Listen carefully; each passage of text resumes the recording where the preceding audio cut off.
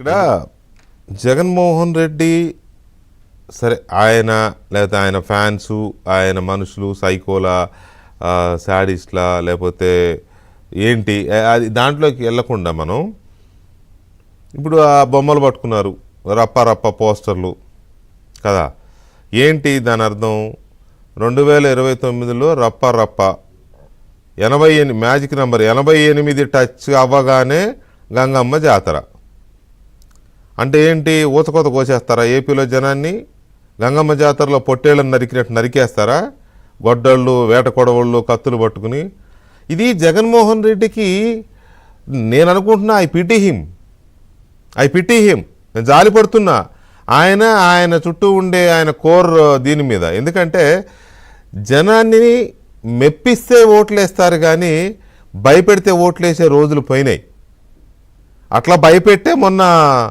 151 నుంచి 11కి పడ్డాడు ఇట్లా బెదిరిస్తే గంగమ్మ జాతర భోషాణం జాతర అని బెదిరిస్తే 88 కాదు 8 కూడా డౌటే ఎందుకు ఆ సూక్ష్మాన్ని గ్రహించలేకపోతున్నారండి జగన్మోహన్ రెడ్డి కానీ లేకపోతే ఆయన చుట్టూ ఉండే మేధావులు కానీ లేకపోతే కావాలని నాశనం చేస్తున్నారా జగన్మోహన్ రెడ్డిని నాకైతే అదే అనిపిస్తుంది.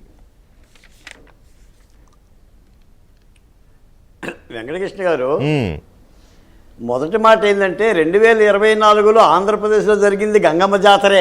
అదే అంటున్నా. తెలుగుదేశం జనసేన బీజేపీ ఇటు రాష్ట్ర ప్రజలు అందరూ గంగమ్మ జాతరలో పాల్గొని 151 మంది వైకాపా ఎమ్మెల్యేల కొమ్ము తీర్చారు. అవును ఇంకా గంగమ్మ జాతరే ఉంది చేసిన జాతర అదే. ఇప్పుడు నేను మాట చెప్తాను ఒక మాట వెంకటకృష్ణ గారు జగన్మోహన్ రెడ్డి గారు తనకు 11 వస్తాయని కలలో కూడా ఊహించలా ఆయన లెక్కలేసుకున్నాడు మనకి 175కి 175 అదేదో ఛానల్లో కూడా చెప్పాడు కదా వైనాట్ ఎందుకు రాకూడదు అని ఆ జర్నలిస్ట్ ఎంత డౌట్ వ్యక్తం చేసింది అట్టొత్తాయా అని అంటే ఎందుకు రాకూడదు అని అన్నట్టుగా ఆయన లెక్కలు ఆయన వేసుకున్నాడు తప్ప ఆ లెక్కలకే బొక్కబడింది. కాకపోతే నేను మాట చెప్పానంటే వెంకటకృష్ణ గారు నాకు డౌట్ వస్తుంది జగన్మోహన్ రెడ్డి గారికి కోర్టు అంటే భయం అండి. ఎక్కడ వాళ్ళ కోర్టుకి వెళ్తే జడ్జి గారు ఎటు కూడా వచ్చావు కాబట్టి ఆ సబ్జెక్ట్కి తీసుకెళ్ళాలంటే ఏం చేయాలి? రాక వచ్చావు అందుకని చెప్పని ఆయన కస్టడీ చేశాడనుకోండి బెయిల్ రద్దు చేశాడనుకోండి ఏమన్నా భయపడిపోయి జనాన్నంతా చేసుకెళ్ళాడు అని అనిపిస్తుంది. రెండోది ఒక మాట ఏంటి సార్ మీకు ఇప్పుడు ఈ వాయిదాతోనే అవుతుందా తర్వాత జగన్మోహన్ రెడ్డి గారి కేసులు కూడా విచారణకు వస్తాయా అని ఒక మాట మీరు అడిగారు. అవును నాకు తెలిసి జగన్మోహన్ రెడ్డి గారి కేసుల్లోనూ వైఎస్ వివేకానందరెడ్డి హత్య కేసులోనూ న్యాయస్థానాలు కానీ సిబిఐ కానీ దేశ ప్రజల ముందు రాష్ట్ర ప్రజల ముందు దోషులుగా నిలబడే ఒక పరిస్థితి వచ్చిందండి ఈ 2 కేసుల్లోనే.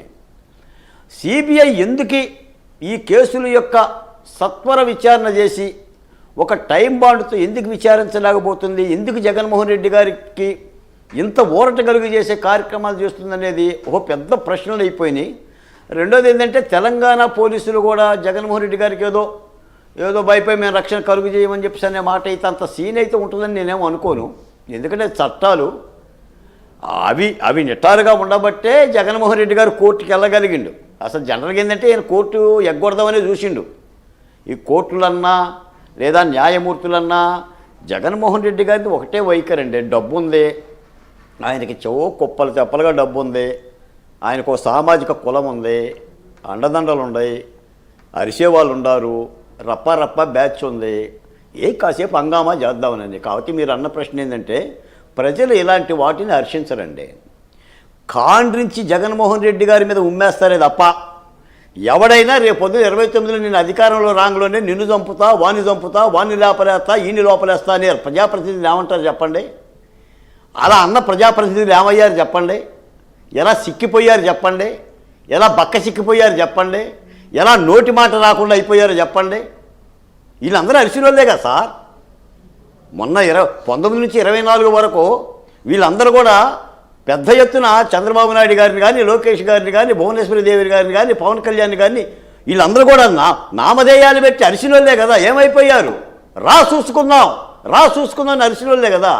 అందుకని నాకు తెలిసి జగన్మోహన్ రెడ్డి గారు ఎంత రప్ప అంటే మీరు అన్నట్టుగా అతనికి నష్టమే తప్ప అది ఒక ప్రజాప్రతినిధికి ప్రజాస్వామ్యంలో ఉండాల్సిన వ్యక్తికి ఉండాల్సిన లక్షణం కాదు.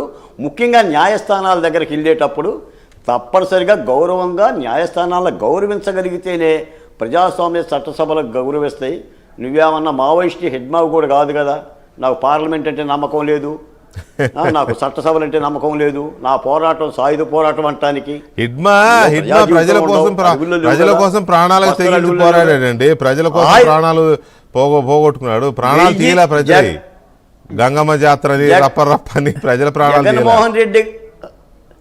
జగన్మోహన్ రెడ్డి గారి కంటే నమ్మిన సిద్ధాంతం కోసమో నమ్మిన గిరిజనుల కోసమో ప్రాణం ఇచ్చిన హెడ్మాని నయమనే చెప్తున్నాను నేను కూడా.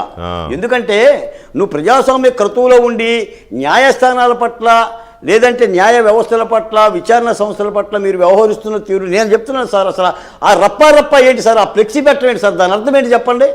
అసలు పోలీసులు సుబోటుగా నోటీస్ ఎందుకు ఇవ్వరండి? గంగానమ్మ జాతరలో మేకపోట్టేళ్ళు నరికినట్టు నరుకుతామంటే అర్థం ఏంటండి?